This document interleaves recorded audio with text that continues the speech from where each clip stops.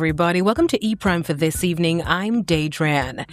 Reggae Month to celebrate its 17th staging under the banner Come Catch the Rhythm. The revelation was made on Wednesday evening at the Media Lounge in Kingston at Ray & Nephew Corporate Office. This year, we are bouncing back from Hurricane Melissa.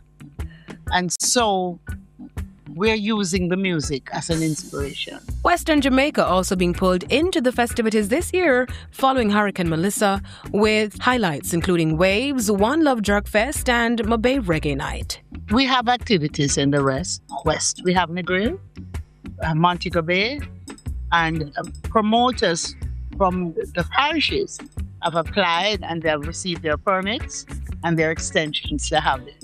So yes. Remember when Reggae Month started, I want to look, I think people not even look on it, but now it has grown and corporate Jamaica has joined it, and a lot of people have come on board. So, it really happened. I just told somebody reggae is the kind of stuff that you want to put into the soul so that it continues to generate more of that positive energy, right? It's like, what do you want to take in? The good stuff or the trash? In other words, soul food, as according to Etana, reggae nourishment for the soul.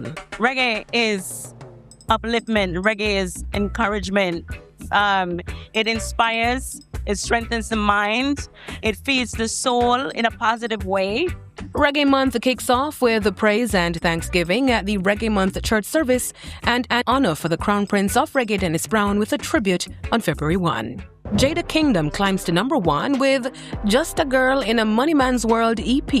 The project sits at number 1 on the US Reggae iTunes chart in less than 24 hours of its release. Released on January 21 via her imprint Kingdom Mab, the EP marks Jada's first independent project to reach the sales-driven Reggae iTunes Top 100 charts top spot.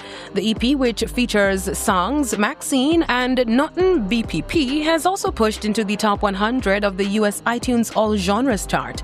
On Apple Music, the project is showing strong international traction, charting across multiple territories, including number 2 in Jamaica. Now, on the international scene, Sinners becomes the first film in history to earn 16 Oscar nominations.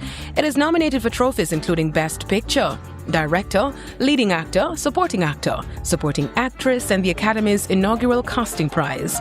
Sinners' multiple nods mean it smashes the record 14 nominations shared by All About Eve 1950, Titanic 1997, and La La Land 2016. That's it for ePrime this evening. I'm Daedran. Thank you for watching.